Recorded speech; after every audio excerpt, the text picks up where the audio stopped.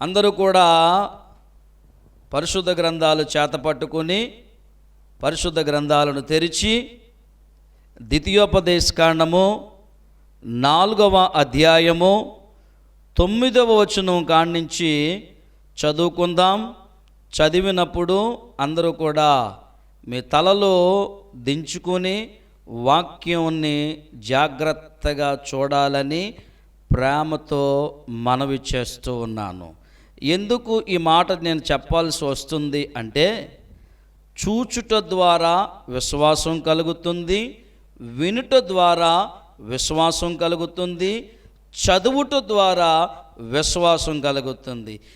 ఏ రకంగా చూసినా మనకు లాభమే. అవునంటారా కాదంటారా? ఏ రకంగా చూసినా లాభమే.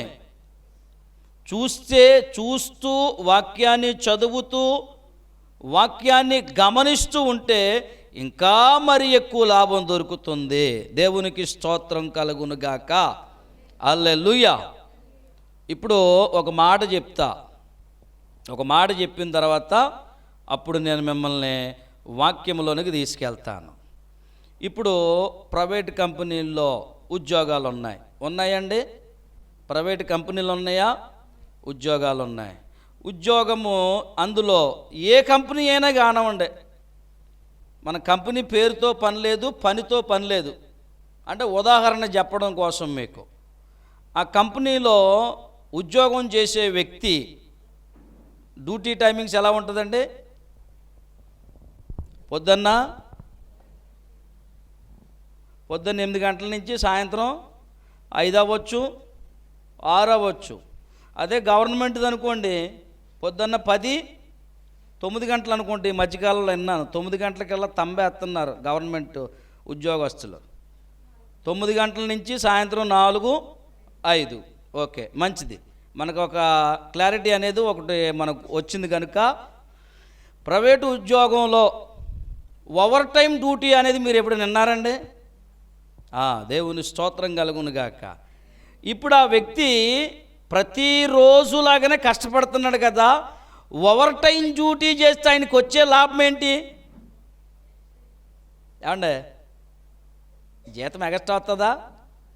ఓవర్ టైంలో కొద్దో గొప్ప ఎక్స్ట్రా కొంచెం జీతం పెంచే కదా ఇస్తారండి. రోజు చేసే డ్యూటీలో రోజుకు ఒక 100 రూపాయలు పడింది అనుకోండి, అతనికి ఓవర్ టైం చేస్తే 150 ఇస్తారేమో. దేవునికి స్తోత్రం కలుగునుగాక.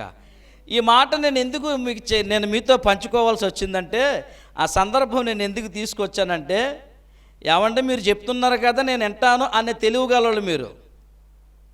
నేను బైబిల్ చూడండి, మీరు చెప్తున్నారు కదా వింటాను, వింటే విశ్వాసం అన్నారు కదా, నేను వింటాను అన్నారు. అలాంటి తెలివి మన దగ్గర ఉంటుంది కాబట్టి నేను అందుకే ఆ ఉదాహరణతో నేను మీతో మాట్లాడుతున్నా. అందుకే కంటికి పని చెప్పాలి, నోటికి పని చెప్పాలి, చెవులకు పని చెప్పాలి. Over time duty. ఆమెన్. జీతం వస్తుందా రాదా? నువ్వు మామూలుగా చేసే డ్యూటీ కన్నా, నువ్వు మామూలుగా చేసే పని కన్నా ఇప్పుడు ఈ 3 కలిసి చేసేటటువంటి ఓవర్ టైం ఎక్స్ట్రా దేవుని కోసం, నీ ఆత్మీయ జీవితం కోసం, నీ ఆత్మీయ జీవితం అభివృద్ధి పరచబడడం కోసం, నీ యొక్క విశ్వాస జీవితం ఆధ్యాత్మికంగా, దైవికంగా, దైవ జ్ఞానముతో, దైవావేశముతో ఆత్మపూర్ణముగా జీవించడానికి నువ్వు ఎక్కువ కష్టపడితే, నువ్వు ఓటీ చేస్తే దేవుడు నిన్ను బహుగా ఆశీర్వదిస్తాడు. ఆమెన్. అంటా కూడా మాట వస్తలేదంటే మీరు ఓవర్ టైం చేయను, ఈ ఉన్నదే చేయడానికి బద్ధకంగా ఉందని అంటారా? మీరు అంటారులేండి, ఆశ్చర్యపోవక్కర్లేదు. మరి 9వ వచనం చదవండి ఎవరైనా బిగ్గరగా. అయితే నీవు జాగ్రత్త పడుము, నీవు కన్నులారా చూచిన వాటిని మరువక యుండునట్లు అవి నీ జీవిత కాలమంతయు నీ హృదయములో నుండి తొలగిపోకుండునట్లును నీ మనస్సును బహు జాగ్రత్తగా కాపాడుకొనుము.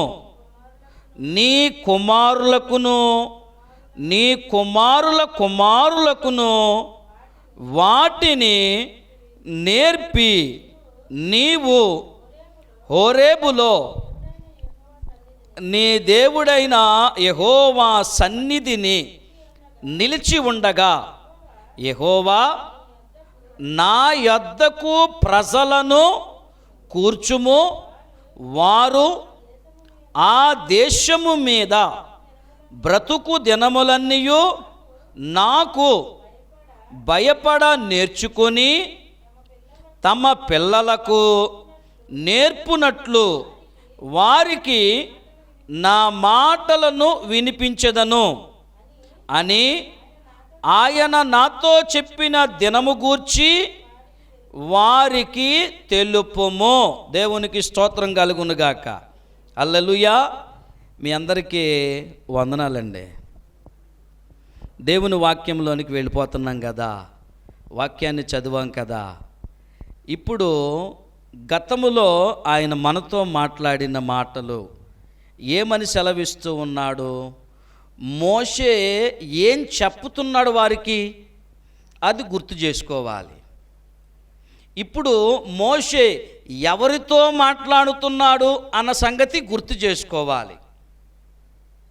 ఎందుకంటే వారం రోజులు అవుతుంది కదా వాక్యం విని.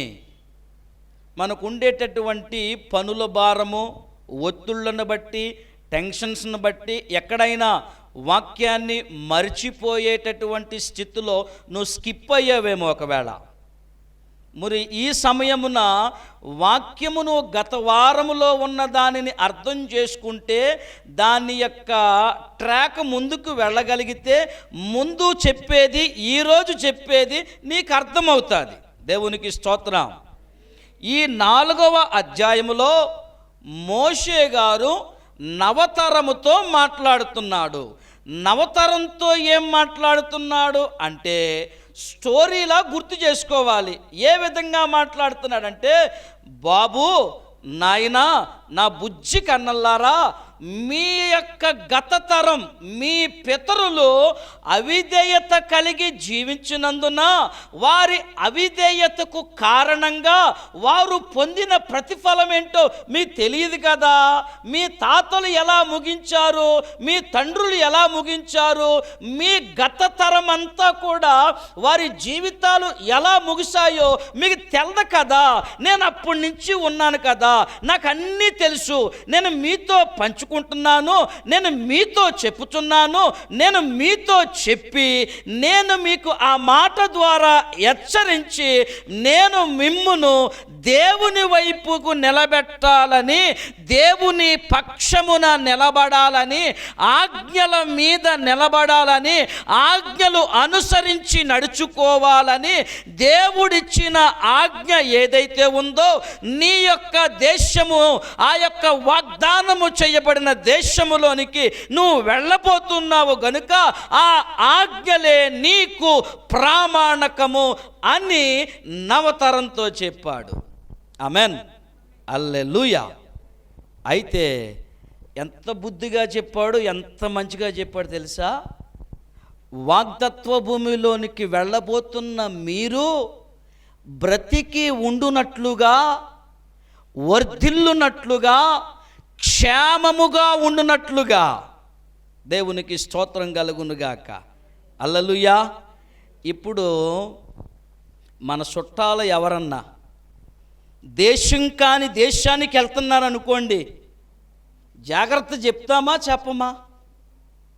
దేశం కాని దేశం కాదండి, కనీసం సెంటర్కి పంపించిన, లేకపోతే జంగారెడ్డిగూడెమన్నా పంపించిన, జాగ్రత్తగా వెళ్ళు, ఏడు బండి వేసుకుని వెళ్తున్నావు, ఎడం ప్రక్కనే వెళ్ళు, ఇదిగో నీ తలకి హెల్మెట్ పెట్టుకుని వెళ్ళు, ఇదిగో ఫోన్ వచ్చినప్పుడు డ్రైవింగ్లో ఫోన్ మాట్లాడుకో.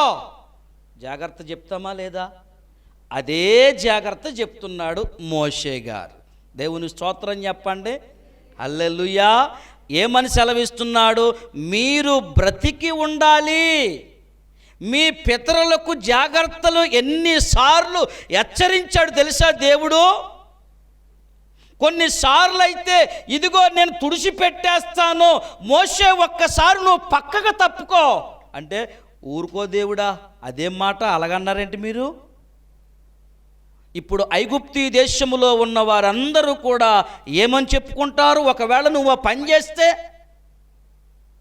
నువ్వు ఒకవేళ నీ కోపాన్ని చూపిస్తే వాళ్ళు ఏమని చెప్పుకుంటారు? వాళ్ళు ఏం మాట్లాడుకుంటారు? ఏమి గుసగుసలాడుకుంటుంది ప్రపంచం? ఊరుకో నాయనా అని మోషే దేవునితో సర్ది చెప్పిన మాటలు కూడా ఉన్నాయి. ఆమెన్, హల్లెలూయా. ఇక్కడ ఈయన చెప్పే ఉద్దేశం ఏంటంటే, మీరు అక్కడ బ్రతికి ఉండాలి, మీరు జీవించాలి. మీ పితరుల దేవుడు నాకు చెప్పిన సంగతి ఏంటంటే, ఆ ఆజ్ఞలను బట్టి, కట్టడలను బట్టి, శాసనములను బట్టి, విధులను బట్టి అవే మీకు ప్రాముఖ్యమైనవి. ఇంకెవరు చెప్పింది మీకు అవసరము లేదు. అందుకే అనేక సార్లు మనం కూడా మాట్లాడతాం. ఇక్కడ నిలబడి మాట్లాడే వ్యక్తి గురించి మనకు అవసరము లేదు, కానీ వాక్యమును మనము అర్థం చేసుకునే వారముగా ఉండాలి, వాక్యములో ఎదగాలి. అవునా కాదా? నేటి తరము అంటే నేటి క్రైస్తవ్యం, నేటి సమాజం వాక్యాన్ని ఎన్ని రీతిలుగా, ఎన్ని సందర్భాలలో, ఎలాంటి వైఖరితో మాట్లాడుతున్నారో, ఎలాంటి ఉద్దేశాలతో, ఎలాంటి దురాభిప్రాయాలతో, ఎలాంటి దురుద్దేశాలతో వాక్యాన్ని వక్ర మార్గములో చెప్పుచున్నారో నేటి సమాజంలో వాళ్ళు ఎక్కువ మంది ఉన్నారు. ఆమెన్ చెప్పండి ఒకసారి. వాక్యాన్ని మనం కూలంకషంగా పరిశీలన చేస్తున్నాం. అది నా తెలివి, నీ తెలివి, నా జ్ఞానం, నీ జ్ఞానం కాదు, అది ఆయనే ఇచ్చాడు. అందుకే ఆయన నామము మహిమ పరచబడునుగాక. ఆమెన్, హల్లెలూయా.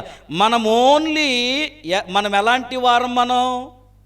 మనం ఎలాంటి వాళ్ళం? మనం ఏమై ఉన్నాం తెలుసా? ఆయన చేతిలో పనిముట్టు మాత్రమే. ఆమెన్ చెప్పండి. హల్లెలూయా, హల్లెలూయా. మనము పనిముట్టుగా మాత్రమే, ఆయన చేతిలో బాణముగా మాత్రమే ఉన్నాం. సంధించేది ఆయన, వాడుకునేది ఆయన, పనికొచ్చే పాత్రగా చేసేది ఆయనే. ఎవరంటే నా తండ్రి అయిన దేవాతి దేవుడు పరమ కొమ్మరి. ఆమెన్. ఇప్పుడు మరి ఈ విషయాన్ని, గతంలో ఉన్న విషయాన్ని గుర్తు చేశాను కదా, ఇప్పుడు దాని కంటిన్యూషన్ ఏం చెప్తున్నాడంటే, చూసాం కదా, మనం చదివారు కదా, ఏమంటున్నాడు? మీకెవరైనా సమీపంగా ఉన్నాడా? ఏమండి, మీకెవడైనా దగ్గరగా ఉన్నాడా? జాగ్రత్తగా ఆలోచన చేయాలి. ఆ వచనాన్ని గుర్తు చేసుకోండి ఒక్కసారి. గత వారములో మనం మాట్లాడినటువంటి మాటలు 7వ వచనములో, యెహోవా మనకు సమీపముగా ఉన్నట్టు మరి ఏ గొప్ప జనమునకు ఏ దేవుడు సమీపంగా ఉన్నాడో.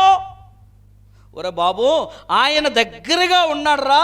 ఎందుకంటే ఆయన సింహాసనం ఎక్కడుందా? ఆయన సింహాసనం అక్కడ ఉంది. ఆయన సింహాసనం అక్కడ వదిలిపెట్టి అరణ్యములో ఈ ప్రత్యక్షపు గుడారాన్ని నిర్మించండి. ఆ ప్రత్యక్షపు గుడారములోనికి నేను, ఆ యొక్క అతి పరిశుద్ధ స్థలములోనికి నేను వస్తాను. అతి పరిశుద్ధ స్థలములోనికి నేను వచ్చినప్పుడు పరిశుద్ధ స్థలములో యాజకుడు పరిచర్య చేస్తాడు. సమాజములో మీరందరూ వచ్చి నాకు కనబడండి. మీరు వచ్చేటప్పుడు మీరు ఎలాంటి మనసుతో రావాలి తెలుసా? మీ యొక్క చేదైనటువంటి స్వభావంతో రాకూడదు.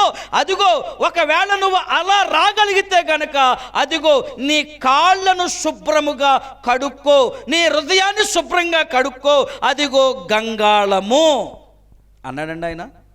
ఉంది. దేవుని స్తోత్రం కలుగునుగాక. హల్లెలూయా. అయితే ఈ మాట మంచిగా మనం ఆలోచన చేస్తే, మనకున్న పరిస్థితులన్నీ కూడా ఎక్కడ వదిలిపెట్టి రావాలి? గంగాళము దగ్గర వదిలిపెట్టేయాలి. ఇప్పుడు గంగాళం ఉందా మనకి ఇక్కడ? ఏమన్నా ఉందా? ఇక్కడ లేదు. ఇప్పుడు ఏ గంగాళము దగ్గర వదిలిపెట్టాలి మన పరిస్థితులను? సరిగా చెప్పాలా? ఎక్కడ వదిలిపెట్టి రావాలి మనం? మత్తయి సువార్త 11వ అధ్యాయము 28లో అంటున్నాడు, ప్రయాసపడి భారము మొయ్యుచున్న సమస్త జనులారా, ఇదిగో నేను గంగాళంరా, నీ భారమంతా నాకు ఇచ్చేయి. ఆమెను చెప్పండి. ఇప్పుడు మనం ఎక్కడగా కూడా మనలో పాపం ఉన్నదా? లేదు. మనలో ఏమన్నా కళంకం ఉన్నదా? లేదు. ఎందుకు లేదు అంటే, సిలువ వేయబడిన క్రీస్తు వారు తన రక్తము ద్వారా మనలను పరిశుద్ధపరిచినాడు. ఆమేన్. మనం పరిశుద్ధులమండి. మనము పరిశుద్ధమైన వారిగానే ఆయన మనల్ని ఎంచాడు. ఆయన ఏమంటాడు తెలుసా? మన గురించి ఒక మంచి మాట అంటాడు. మీరు పిలవబడిన పిలుపునకు మీరు లోబడండి. మీరు ఎవరనుకుంటున్నారు? మీరు ఆషామషీ ప్రజలు అనుకుంటున్నారా? ఆషామషీ పిల్లలు అనుకుంటున్నారా? రాజులైన యాజక సమూహం మీరు. ఆమేన్. ఒకానొక సందర్భములు అంటాడు ఆయన, ఏమనంటాడు? మీరు మీ సొత్తు కాదు, మీకోసం నేను నా రక్తం చిందించాను, మీరు విలువ పెట్టి కొనబడిన వారు, మీకోసం నా రక్తమును చెమటగా, నా యొక్క గాయములను తృణప్రాయముగా నా ప్రాణాన్ని వదిలేశాను మీకోసం అన్నాడు ఆయన. చూసారా? అంటే మన యొక్క వాల్యూ ఎంతో అర్థం చేసుకోవాలి. మన వాల్యూ ఎంతో అర్థం చేసుకోవాలి, ఆలోచన చేయాలి. ఇక్కడ అంటున్నాడు కదా, ఏమని సెలవిస్తున్నాడు? ఏ దేవుడు సమీపంగా ఉన్నాడు? ఎవరన్నా ఉన్నారా? ఎవరు లేరు. కనీసం నీ పిల్లలకు తల్లిగా తండ్రిగా నువ్వు ఉంటావు. నీ పిల్లలు ఎక్కడో దూరదేశములో హాస్టల్లో ఉండి చదువుకుంటారు. వాళ్ళకి నువ్వు దగ్గరగా ఉన్నట్టా? వాళ్ళకి ఎవరు దగ్గరగా ఉన్నారు? నీవు నమ్మిన నీ దేవుడు. ఆమేన్. నేను నమ్మిన నా దేవుడు వాళ్ళకి దగ్గరగా ఉండి ఆయన ఏం చేస్తున్నాడు? ఆయన సహాయము చేస్తున్నాడు. 9వ వచనంలో అంటాడు కదా, అయితే నీవు జాగ్రత్త పడుము, నీవు కనులారా చూసిన వాటిని మరువకుము. తర్వాత ఏమన్నా, అవి నీ జీవిత కాలమంతయు నీ హృదయములో నుండి తొలగిపోకుండా ఇదిగో జాగ్రత్తగా కాపాడుకో. నీ మనసును బహు జాగ్రత్తగా కాపాడుకో. నువ్వు ఈ పని చేస్తూ నీ కొడుకులకు నేర్పించు. చూడండి, నేర్పించమన్నాడా? వద్దన్నాడా? నేర్పించమనే మాట చదివారు కదా మీరు. దేవునికి స్తోత్రం కలుగునుగాక. అదే పేజీ కొంచెము అటు తిప్పి 6వ అధ్యాయంలోకి రండి. 6వ అధ్యాయంలోకి రండి. 12వ వచనాన్ని చదవండి ఒకసారి. దాసుల గృహమైన ఐగుప్తీ దేశములో నుండి నిన్ను రప్పించిన యెహోవాను మరచిపోకుండా నువ్వు జాగ్రత్త పడాలి. ఎందుకు ఈ మాట మాట్లాడుతున్నాడు ఆయన?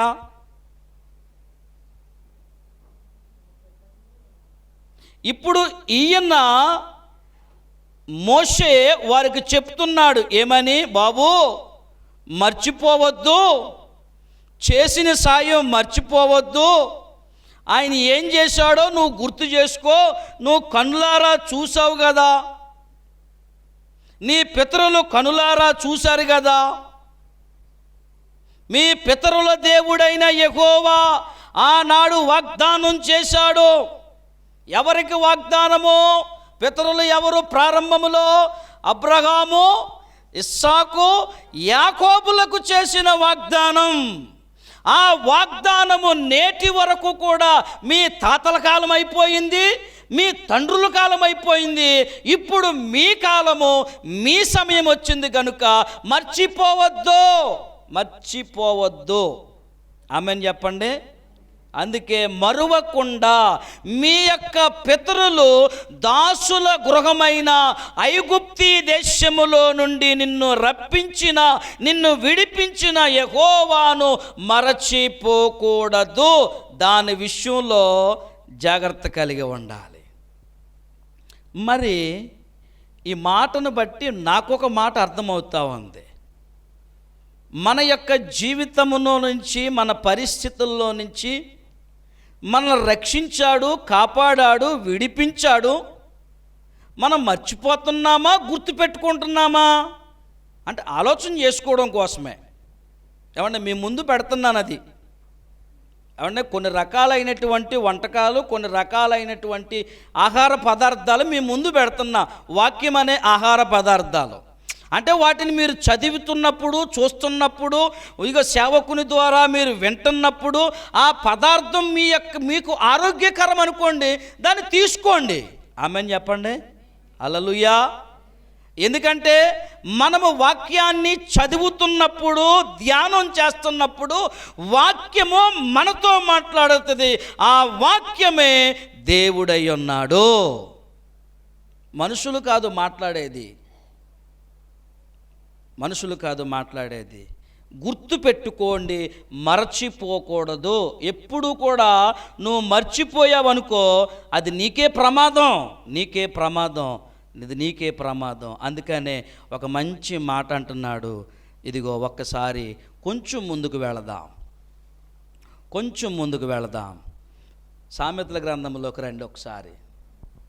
సామెతల గ్రంథంలో ఒక మంచి మాట ఉంది. సామెతల గ్రంథము 23వ అధ్యాయము 19వ వచనాన్ని చూడండి. అద్భుతమైన మాట. ఆమె అందరూ తీశారా? దేవుని స్తోత్రం చెప్పండి. హల్లెలూయా. అద్భుతమైన మాట ఇది. కొన్ని కోట్లు ఇచ్చినా దొరకదు నీకు ఈ మాట. నా కుమారుడా, నీవు విని ఏం చేసి, వినుట వలన ఉందని సరిపోయిందా? దానికి ఇది నీకు మీకు అర్థమైందా? దేవుని స్తోత్రం చెప్పండి. వినుట వలన విశ్వాసం కలుగును. నువ్వు వినడము ద్వారా నీకేం కలుగుతుంది? జ్ఞానము తెచ్చుకొనుము. ఎందుకంటే ఒరే బాబు, పరిస్థితి ఆనాడు అలా జరిగింది, ఈనాడు ఎలా ఉంది, ఇదిగో మా కాలంలో ఎలాగుంది కనుక ఇవన్నీ విని నేర్చుకుని నేను అనుభవంతో చెప్తున్నాను కనుక నువ్వు జ్ఞానంగా బ్రతకాలరా. సమాజంలో అందరూ మోసగాళ్లే, డబ్బుంటేనే విలువ ఉంది. అంతేనండి. ఇలాంటి పరిస్థితులన్నీ ఎవరికి నేర్పుతాం? మన పిల్లలకు, వారి పిల్లలకు, ఇంకా దేవుడు ఆశీర్వదించి ఆయుష్కాలం ఇస్తే వారి పిల్లలకు కూడా మనం ఏం చెప్తామంటే సమాజం పట్ల ఒక వైఖరి నువ్వు కలిగి ఉండాలి. ఎటువంటి సమాజం రా అంటే, లోకం ఎటువంటిది అంటే పాడు లోకము, లోకం మంచిది కాదు అని చెప్తామా లేదా? సమాజం మంచిదా అంటే మంచిదని చెప్పేవాళ్ళు ఎవరు ఉన్నారు ఈ రోజుల్లో? లేరు. అయితే ఇక్కడ అంటున్నాడు కదా, నీవు విని జ్ఞానము తెచ్చుకొనుము, నీ హృదయమున యథార్థమైన త్రోవలయందు చక్కగా నడుచుకొనుము. ఆమెన్. హల్లెలూయా. ఎంత మంచి మాట అండి అసలు ఇది. యథార్థమైన హృదయం కలిగి ఆ త్రోవలయందు చక్కగా నడుచుకుంటూ వెళ్ళాలి.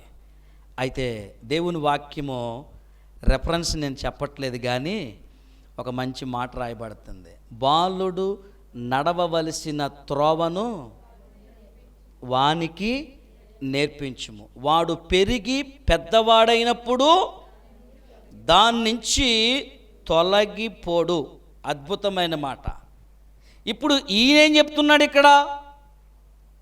నువ్వు విని జ్ఞానము తెచ్చుకొనుము, యథార్థ హృదయము గల నువ్వు జీవించి ఆ మార్గముల యందు చక్కగా నడుచుకొనుము, చక్కగా జీవించుము. నీ వీటన్నిటినీ కూడా ఏం చేయమని చెప్తున్నాడు? అయితే నీవు జాగ్రత్త పడము, నీ కనులారా చూచిన వాటిని మరవకుండా, అవి నీ జీవిత కాలమంతయు నీ హృదయములో నుండి తొలగిపోకుండా నీ మనసును బహు జాగ్రత్తగా కాపాడుకొనుము. నీ కుమారులకు నేర్పించమన్నాడు. నేర్పిస్తున్నామా? మనం చదువు నేర్పిస్తాం, కంప్యూటర్ నేర్పిస్తాం, ఏమండి, కొన్ని స్కిల్స్ నేర్పిస్తాం.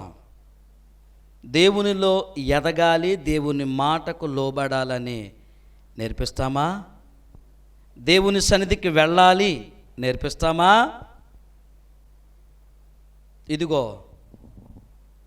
ఈ ఆహారం తింటే నీకు ఆరోగ్యం బాగుంటుంది నేర్పిస్తాం పిల్లలకి. పిల్లలకి ఏం చెప్తాం? చాక్లెట్లు తినకూడదు, బిస్కెట్లు తినకూడదు నేర్పిస్తాం. మరి దేవుని వాక్యములో, దేవుని సన్నిధిలో దేవునితో సహవాసం కలిగి ఉండడానికి అదెందుకు మనం నేర్పించలేకపోతున్నాం? ఆలోచన చేయాలి ఒకసారి. అందుకే దేవుని వాక్యమే చెప్తుంది, నా సొంత మాట కాదు, బాలుడు నడవవలసిన త్రోవ వానికి నేర్పించు. నీకు అర్థమవుతే నేర్పుతావు,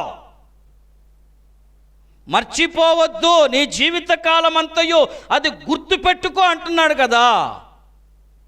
అది ఆ దానిలో ఉన్నటువంటి తాత్పర్యం, భావం, దానిలో ఉన్న రుచి, రంగు, చెక్కదనం నీకు అర్థమవుతే నీ పిల్లలకు నువ్వు నేర్పిస్తా. బాలుడు నడవవలసిన త్రోవను వాడికి నేర్పించు, వాడు పెరిగి పెద్దవాడైనప్పుడు దాని నుంచి తొలగిపోడు. ఎఫెసీ పత్రికలోకి వెళ్దాం ఒకసారి. ఎఫెసీ పత్రికలోకి మనం వెళదాం ఒకసారి.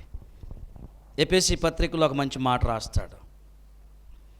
6వ అధ్యాయంలో 6వ అధ్యాయము 4వ వచనము, తండ్రులారా తండ్రులారా తండ్రులారా మీ పిల్లలకు ఏమి రాపొద్దు? కోపం రాపొద్దు. ఏం చెయ్యాలంట? ప్రభు యొక్క శిక్షలోను బోధలోను వారిని పెంచితే ఆడు కలెక్టర్ అవ్వాలంటే కలెక్టర్ అవుతాడు, లాయర్ అవ్వాలంటే లాయర్ అవుతాడు, జడ్జి అవ్వాలంటే జడ్జి అవుతాడు. ఎందుకని?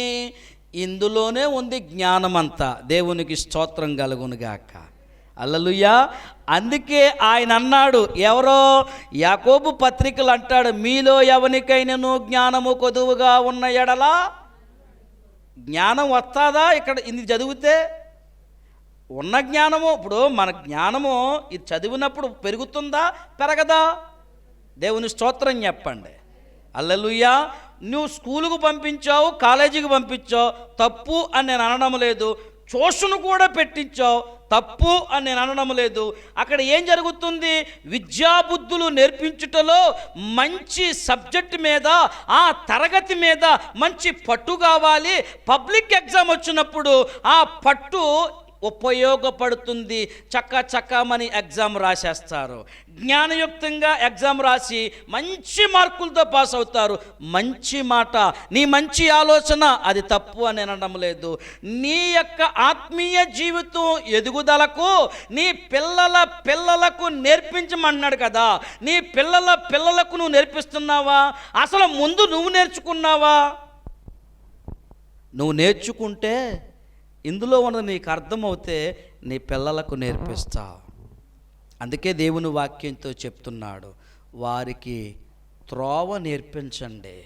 నడక నేర్పించావు, మాట నేర్పించావు, నడవడము ఎలాగో చెప్పావు, సమాజములో ఎలా బ్రతకాలో చెప్పావు, సమాజములో ఎంత తెలివితేటలుగా ఉండాలో నేర్పించావు, సమాజంలో నువ్వెంత కర్ణింగా ఉండాలో కూడా నేర్పించావు. మరి ఆత్మీయ జీవితం ఏమైపోద్ది?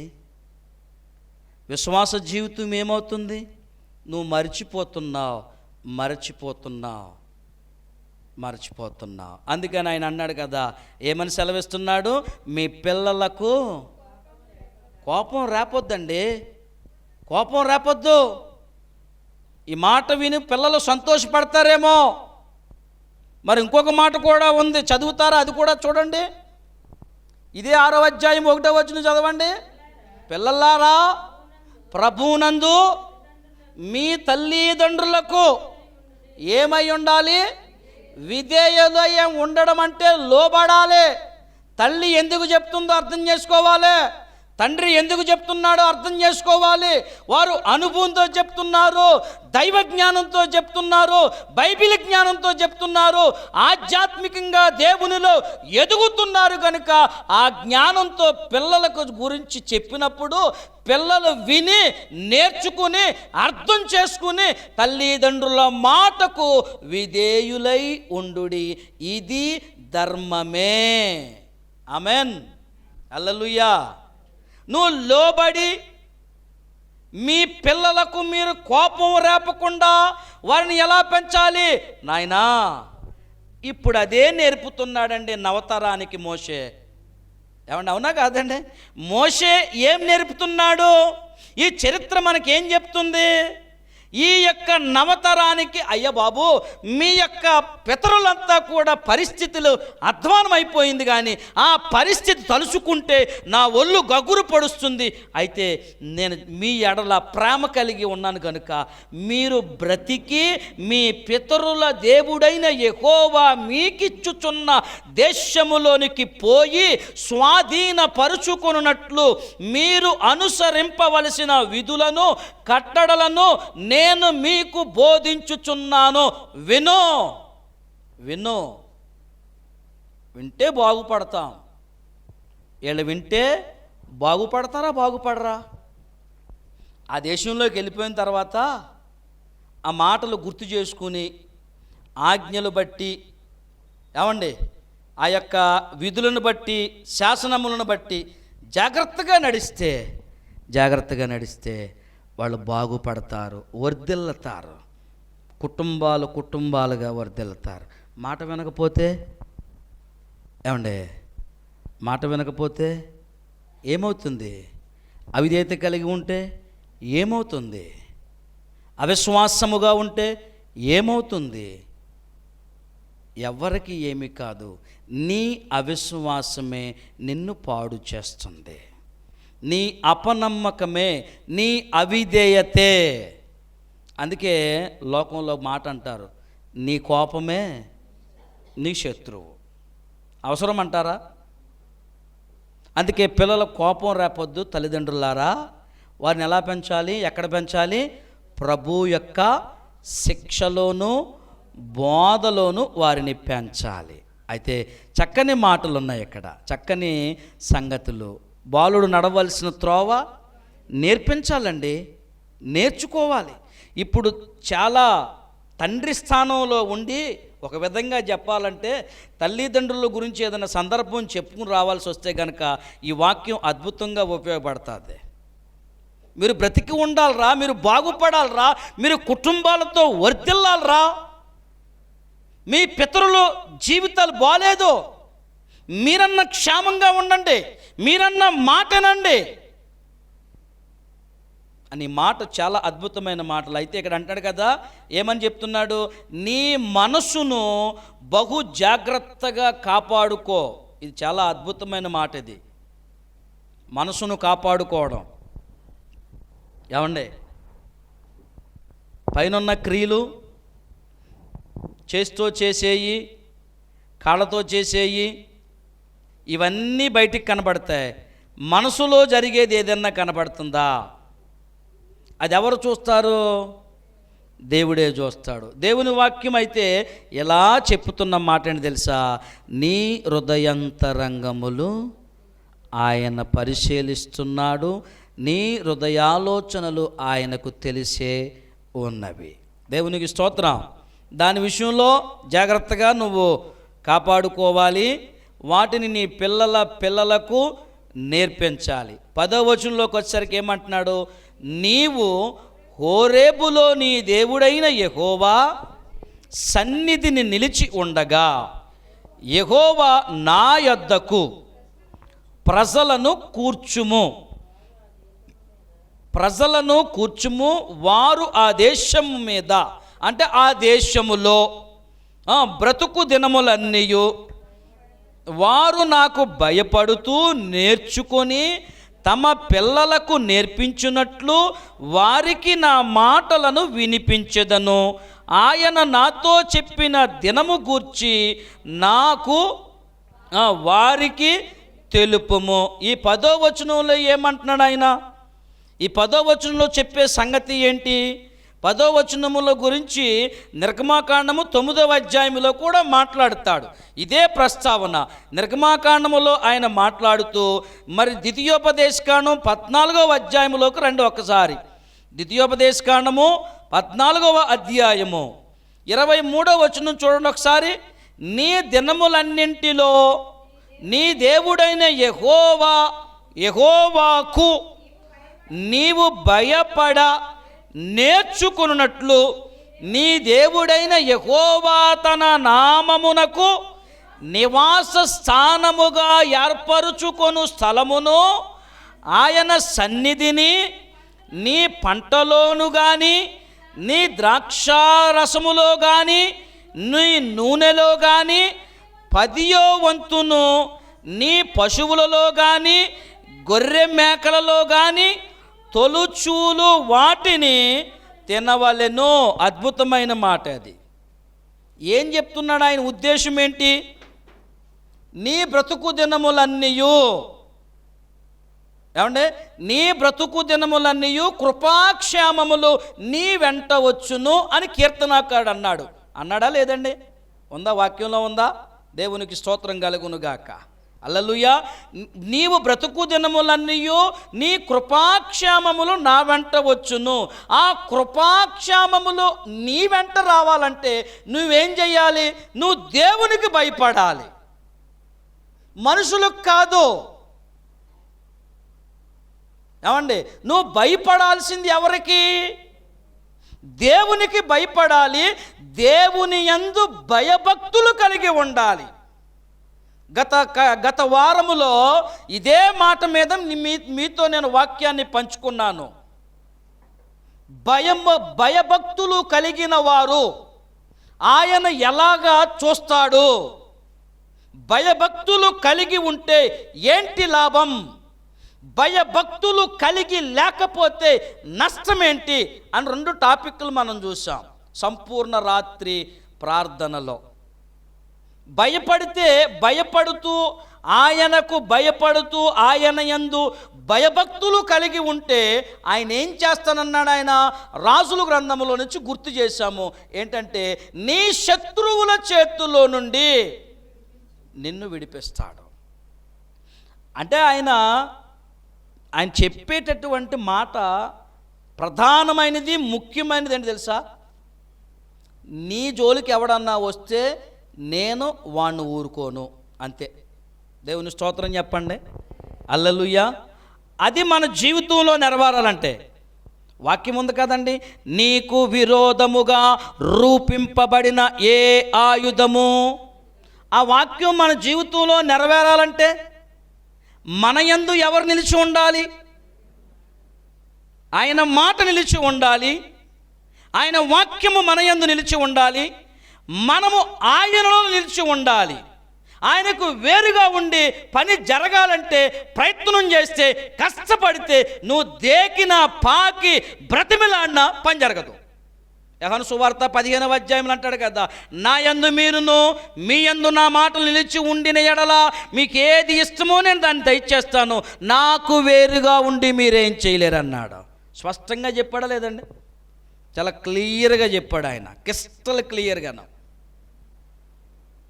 ఒకవేళ మన కండ్లు మనకు మోసం చేస్తాయేమో, ఈ డాక్టర్లు వాడతారు ఏంటంటే ల్యాబ్లో వాడతారు, రక్తం పరీక్ష చేసేట అక్కడ ఏమంటే మైక్రోస్కోప్, అంత క్లియర్గా ఉంటుంది ఆయన మాట.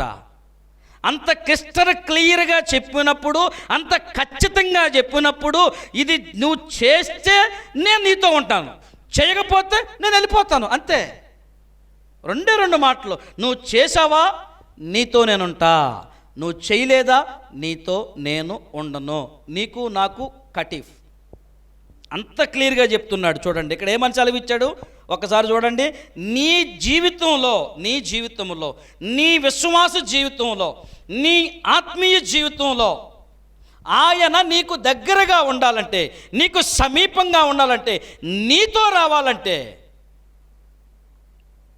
ఆయన మాట వినాలి. ఏమన్నాడండి ఆయన? ఏమన్నాడు అక్కడ చెప్పాడు చూడండి. నీవు హోరేబులో నీ దేవుడైన యెహోవా సన్నిధి నిలిచి ఉండగా యెహోవా నా యొద్దకు ప్రజలను కూర్చుమో.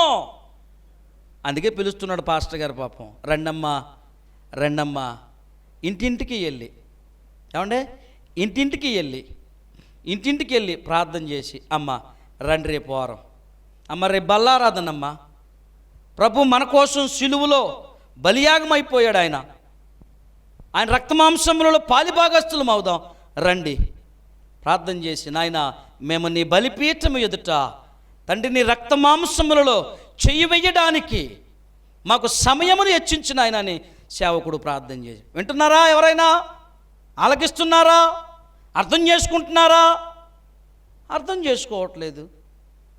దేవుడు సేవకుడికి ఒక మాట చెప్పాడు తెలుసా వాక్యంలో, ఎవరైతే మాట వినరో, ఎవరైతే నీకు పెడచెవుని పెడతారో నీ పాదముల యొక్క దుమ్ము, బిగ్గరగా చెప్పండి.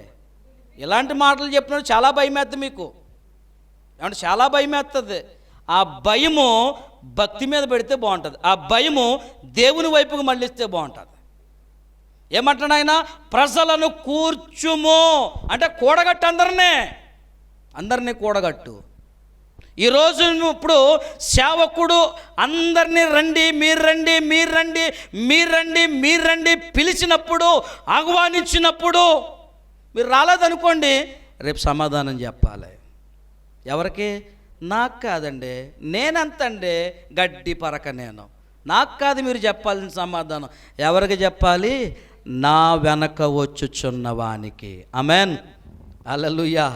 యోహాను గారు అదే మాట చెప్తాడు, నేనైతే ఈ నీళ్లలో మీకు బాప్తీసం ఇస్తున్నా, నా వెనక వచ్చువాడు అగ్నిలో బాప్తీసం ఇస్తాడు. ఆయన గురించి చెప్పాలంటే ఒకటే మాట, ఆయన చెప్పులు వారు విప్పడానికి నేను అర్హుడను కాదు. అంత యోగ్యత నాలో లేదు.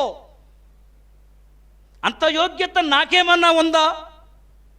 నేనేమైనా ఎంటెక్, బీటెక్, ఎంఈబిఎస్, ఎఫ్ఆర్సిఎస్ అని చదివానా? After all 10th class. కానీ జీవము కలిగిన దేవుని మాట అర్థం చేసుకోండి అని చెప్తున్నాను. ఆమేన్, హల్లెలూయా.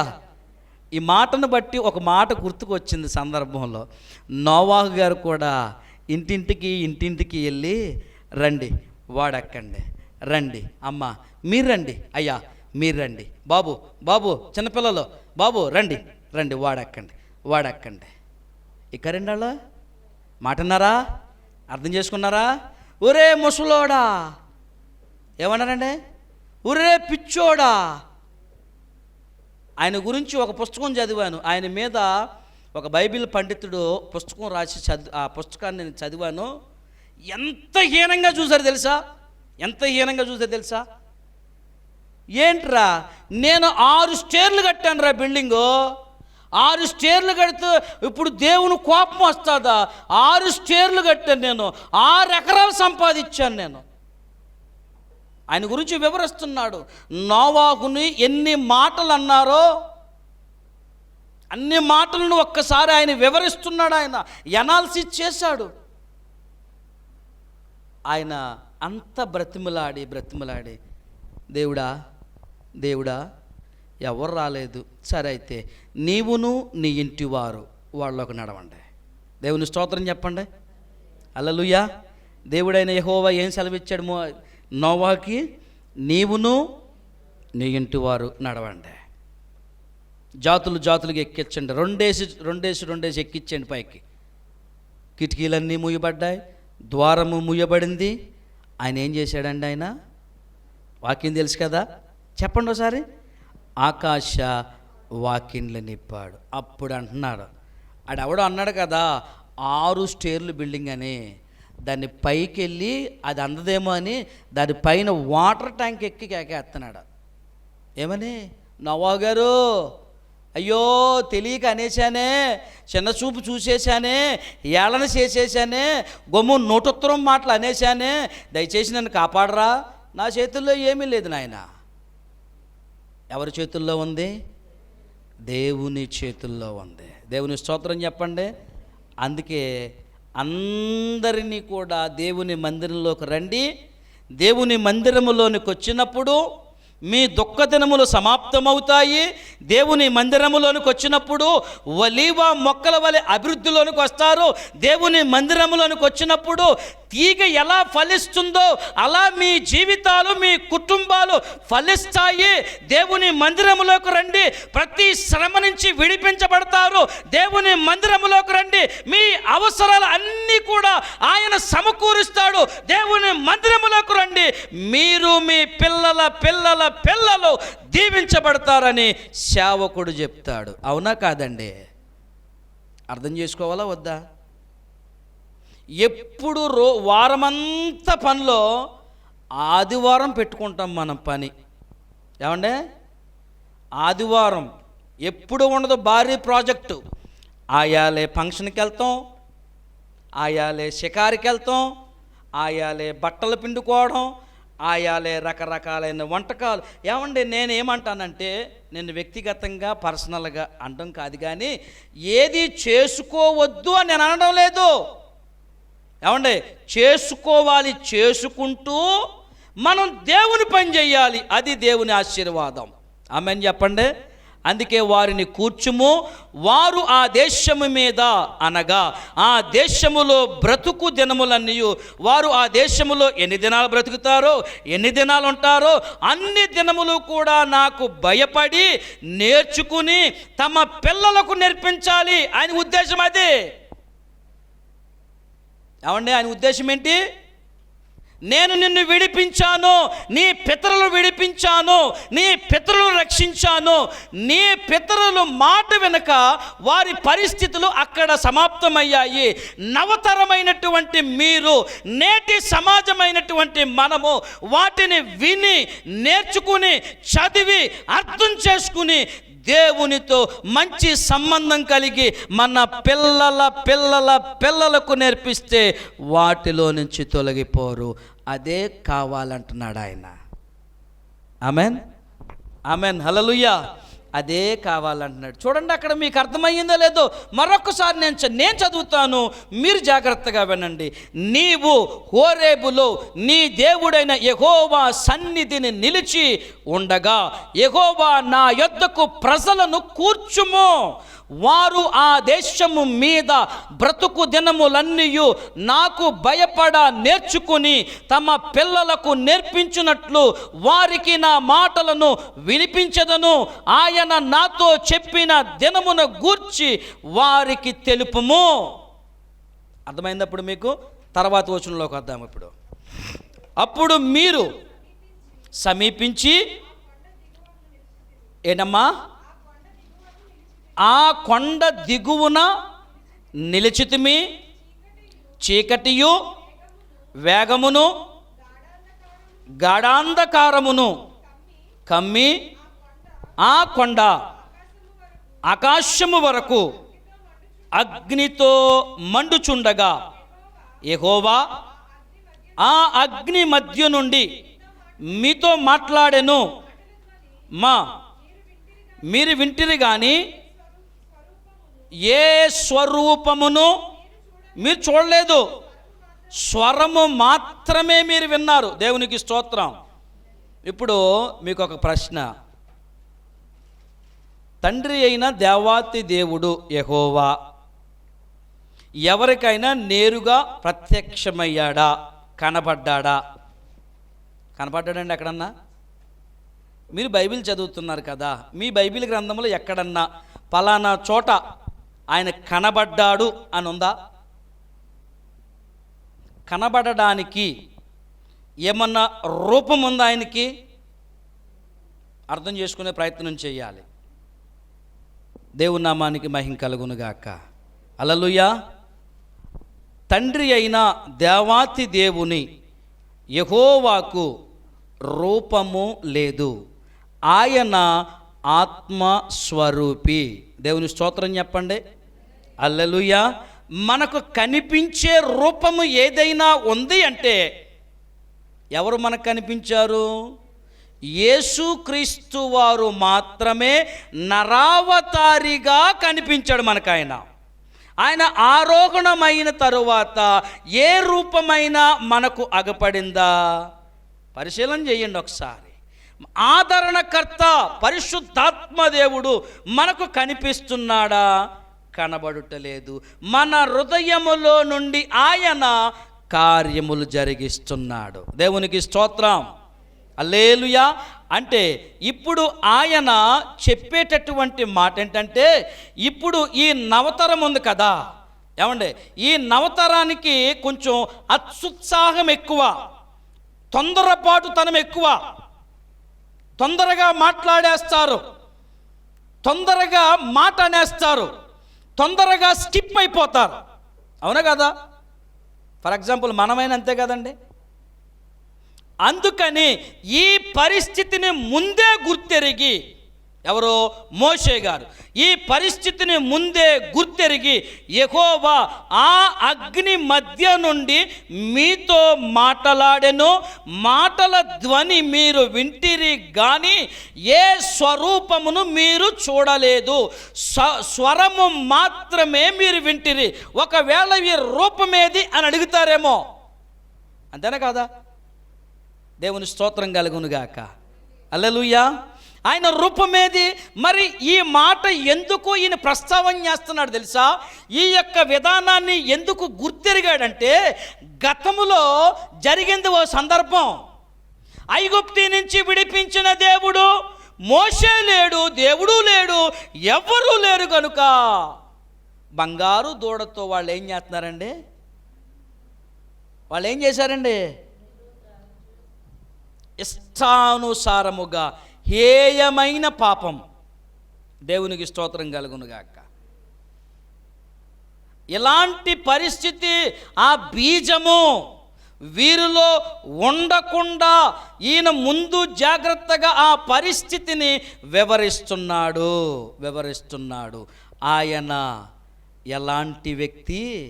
అగ్నిలో నుండి మాట్లాడాడు ఆయన, ఆత్మస్వరూపి. ఆమెన్, హల్లెలూయా.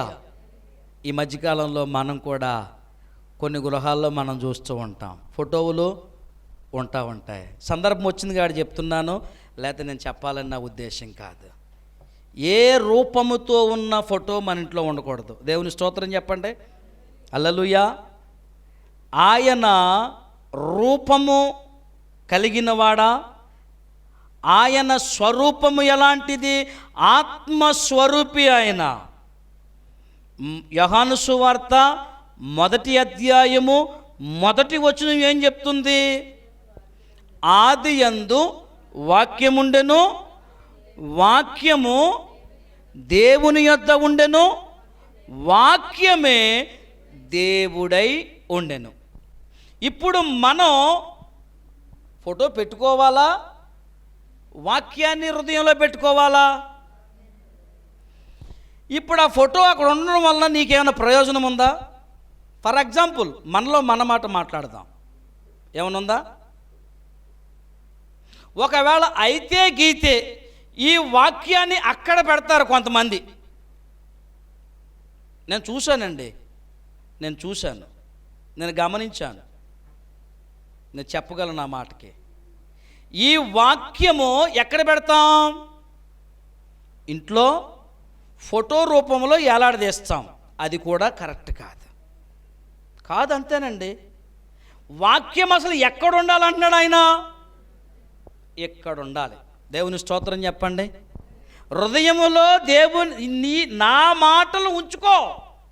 నీ హృదయమందు నా మాటలు ఉండాలి, నా యందు నీ ఉండాలి, నీ యందు నా మాటలు ఉండాలి తప్ప గోడకి, కిటికీకి, బీరువాకి, కొంతమంది అయితే డబ్బులు పెట్టే లాకరకు కూడా యేసుబాబు బొమ్మ అంటిచ్చేస్తారు. ఆయన మోసుకొచ్చి అందులో పెట్టేస్తాడని డబ్బు. అది నాకు అర్థం కాదు. అయితే నేనేమంటానంటే, అది మీ ఇష్టం. వాక్యం ఏం చెప్తుందంటే, నా మాటలను మీ హృదయమందు భద్రపరుచుకోండి, అంతే. నా వాక్యం ఎక్కడుండాలి? మీ హృదయంలో ఉండాలి. నా వాక్యము మీ హృదయములో ఉంటే నేను మీతో వస్తాను, నేను మిమ్మల్ని కాపాడుతాను.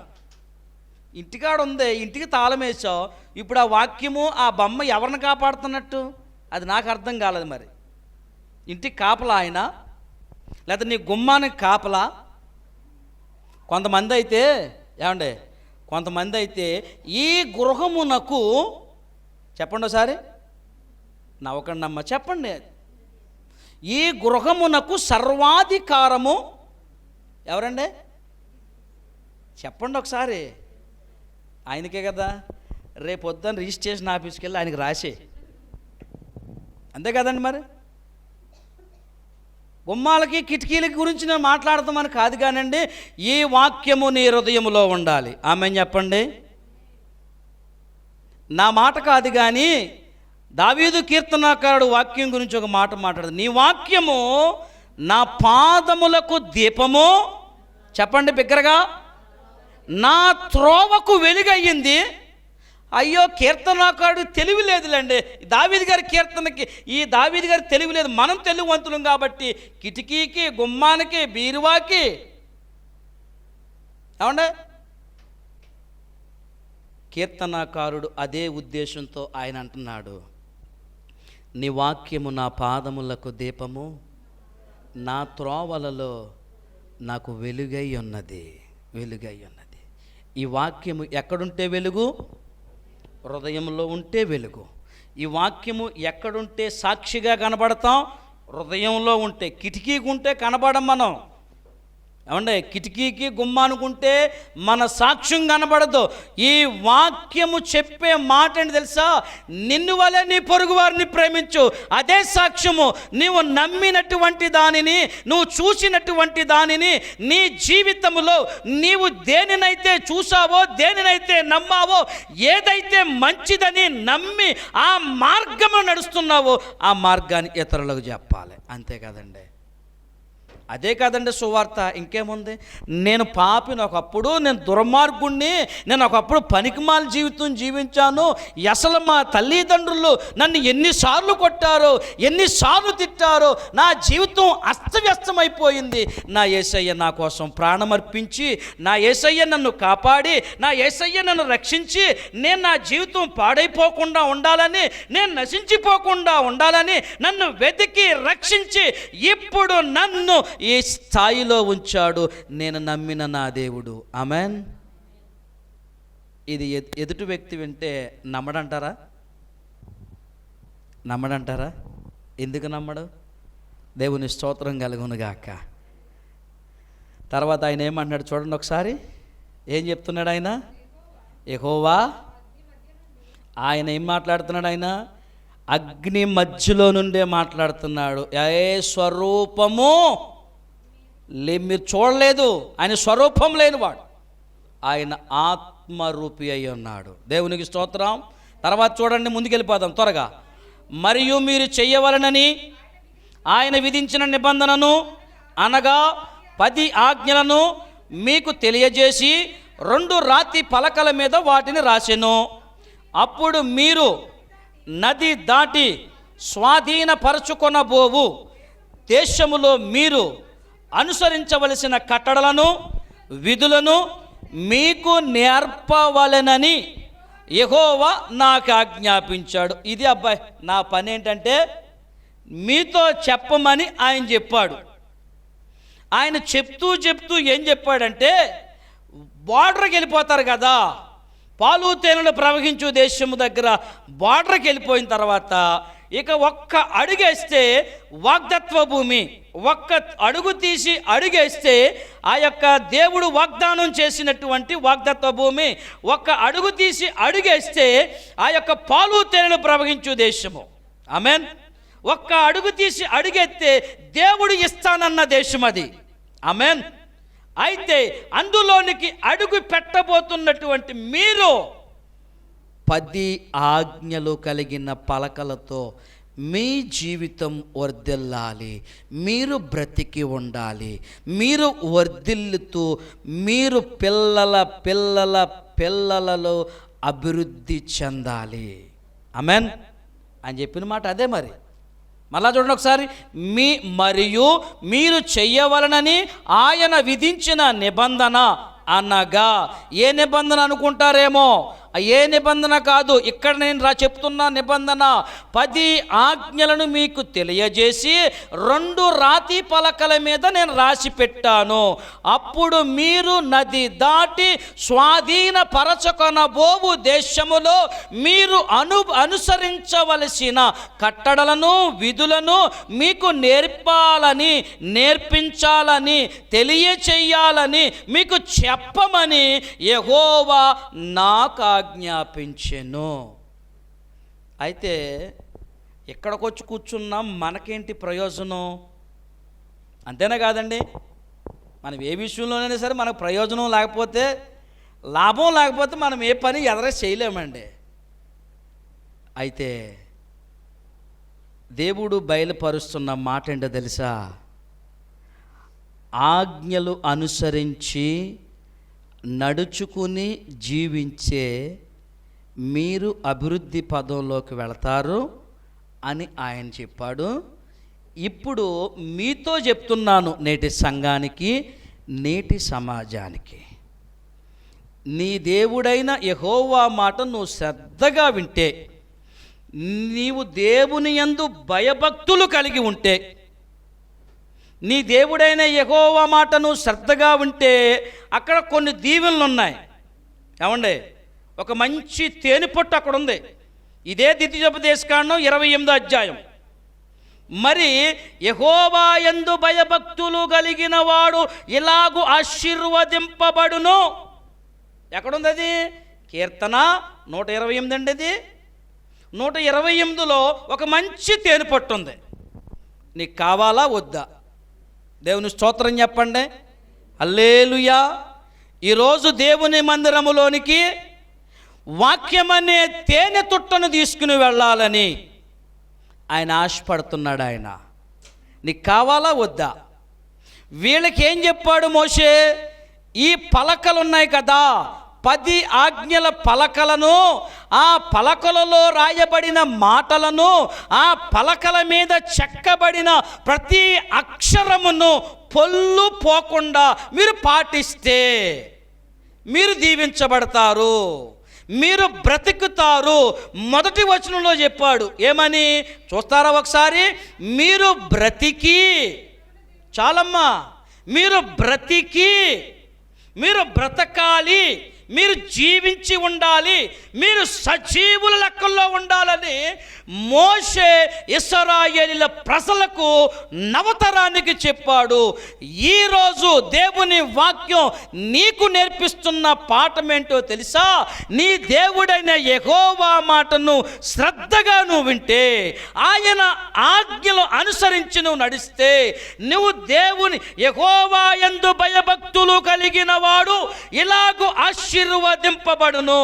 ఆయతడు నీటి కాలువల యారన నాటబడిన మొక్క, ఆయన ధర్మశాస్త్రమును దివారాత్రము ధ్యానించువాడు ధన్యుడు. కావాలా వద్దా? దేవుని స్తోత్రం కలుగునుగాక. కావాలండి ఇవన్నీ మనం సంపాదించుకోవాలి. ఇవన్నీ కూడా ఏం చేయాలండి? ఏమండి, వీటన్నిటిని ఏం చేయాలా? ఈ వాక్యమనే విత్తనాలను ఏరుకుని మన బుట్టలో దాచుకోవాలి. దేవునికి స్తోత్రం. అద్భుతమైన మాట. ఈ వాక్యమనే విత్తనాలు ఏం చేయాలి?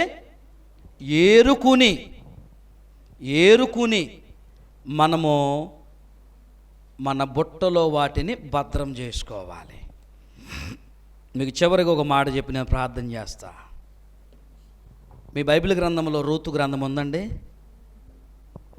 రూతును గురించినటువంటి సందర్భంలో అక్కడ ఒక మంచి మాట ఉంది. తీస్తేనే బాగుంటుందండి, అద్భుతంగా ఉంటుంది. తీయండి ఒకసారి.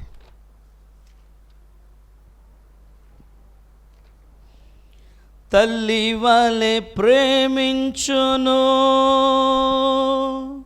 తండ్రి వలె పోషించును, కాపరి వలె నడిపించును, వైద్యునిలా స్వస్థపరచును, తల్లి వలె ప్రేమించును, తండ్రి వాలే పోషించును, కాపరి వాలే నడిపించును, వైద్యునిలా స్వస్థపరచును, నా దేవుడు ప్రతి అవసరమును తీర్చును మహిమైశ్వర్యములో, నా దేవుడు ప్రతి అవసరమును తీర్చును మహిమైశ్వర్యములో. ఆమెన్, హల్లెలూయా. అయితే ఇక్కడ ఒక మంచి మాట ఉంది, జాగ్రత్తగా మీరు చూసే ప్రయత్నం చేయండి, కొంచెం నాకు సహాయాన్ని అందించండి. నీవు ఎచ్చటికి పోవద్దు అని వచనం ఉంటుంది, చూడండి ఒకసారి.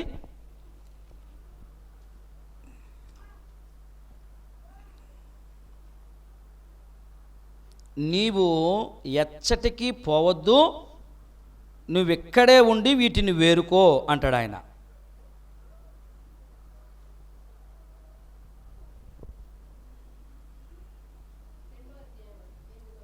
చదవండి ఒకసారి అమ్మ ఎవరైనా.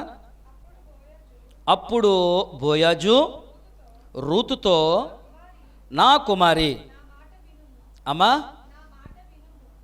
ఎన్నో వచ్చిన చదువుతున్నారు, ఓకే రైట్, నా మాట వినుము, వేరొక పొలములోనికి ఏరు కొనడానికి పోవద్దు, దీన్ని విడిచిపోవద్దు, ఇచ్చట నా పనికత్తెల యొద్ద నిలకడగా ఉండుము, వారు కోయు చేను కనిపెట్టి వారిని వెంబడించుము. చాలు.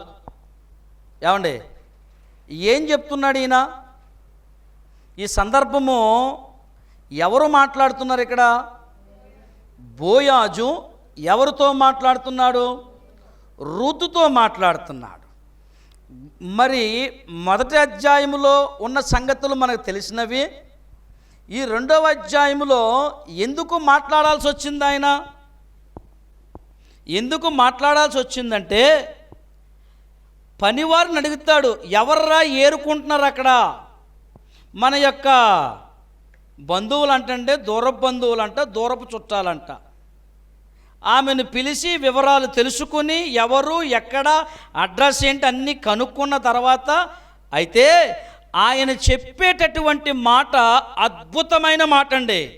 నా కుమారి, నా మాట వినుము. ప్రియమైన దేవుని సంగమా, మోషే ఇశ్రాయేలులకు చెప్పిన మాట అదే. నా మాట మీరు వినండి, మీ పితరులందరినీ నేను చూశాను, వారి అవిధేయత నేను చూశాను. నవతరమైనటువంటి మీరు నా మాట విని నేను చెప్పు సంగతులను అర్థం చేసుకుని ఆయన ఇచ్చిన ఆజ్ఞలు బట్టి నువ్వు బ్రతకాలి. ఇక్కడ రూతుతో ఆయన అనే మాట తెలుసా? నువ్వు ఎక్కడికి వెళ్ళొద్దు, నువ్వు ఇక్కడే ఏరుకొనుము. ఏమన్నానండి అక్కడ? నువ్వు వేరొక పొలములోనికి పోవద్దు, దీనిని విడిచిపోవద్దు, ఇచ్చట నా పనికత్తెల వద్ద నిలకడగా ఉండుము. నీలో అల్ప విశ్వాసము, అవిశ్వాసము, అవిధేయత ఉంటే నీకెన్ని వాక్యాలు బుర్రలోకి ఎక్కించినా పని జరిగిద్దా? చెప్పండి ఒకసారి. నీలో ఉన్న జబ్బు ఏంటి తెలుసా? అవిశ్వాసం అనే జబ్బు, అల్ప విశ్వాసం అనే జబ్బు, అవిధేయత అనే జబ్బు. నీలో ఉన్నదేంటి తెలుసా? లెక్క లేనటువంటి తనం. ఆయన నిన్ను ప్రేమించాలంటే, నీ ప్రార్థనకు చెవి ఎక్కాలంటే, నీవు పిల్లల పిల్లల పిల్లలతో వర్ధిల్లాలంటే, ఆశీర్వదింపబడాలంటే ఆయన ఆజ్ఞే నీకు శరణ్యం. అవునంటారా కాదంటారా? వేరొక దేవుడు ఎవడున్నాడు చెప్పండి? నీకు సమీపముగా, నాకు సమీపముగా, నిన్ను అన్ని విషయములలో ఆపత్కాలములో నువ్వు మొరపెడితే నేనున్నాను అని వచ్చాడు నా యేసయ్య. ఎవరన్నా ఉన్నారా? ఎందుకు మరి? ఇక్కడ అదే మాట చెప్తున్నాడనండి. ఒకవేళ ఈమె మనసులో వేరే చోటకి వెళ్దామని ఒకవేళ ఉన్నదేమో, ఆయన చెప్తున్నాడు యజమానుడుగా, చాలా క్లియర్గా చెప్తున్నాడు, అమ్మా నువ్వు ఎచ్చటికి పోవద్దు, ఇక్కడ దీన్ని విడిచిపోవద్దు, ఇక్కడ నా పనికత్తెలు ఉన్నారు, నా పనికత్తెలతో నిలకడగా ఉండుము. నువ్వు వాక్యములో నిలకడగా ఉంటే నీకు పని జరగకుండా ఆగిద్దండి ఏదన్నా? చెప్పండి ఒకసారి. నువ్వు నిలకడగా ఉండాలన్న భావం నీకుంటే పని అయితే ఆగదు. నువ్వు నిలకడగా నిలబడలేకపోతున్నావు. నువ్వు నిలబడలేక ఏమండి, ఎవడో వెనక చెప్పాడు ఒక మాట, పాట పాడుతూ రాదుగాని అడిగి ఈ దొంకరగా ఉందని చెప్పాడంట. ఇక్కడ ఎలా ఉంది పరిస్థితి? ఏమన్నాడు తర్వాత? వారు కోయుచున్న చేనును కనిపెట్టి వారిని వెంబడించు. వాక్యాన్ని వెంబడించు, వాక్యములో ఉన్న సంగతిని వెంబడించు.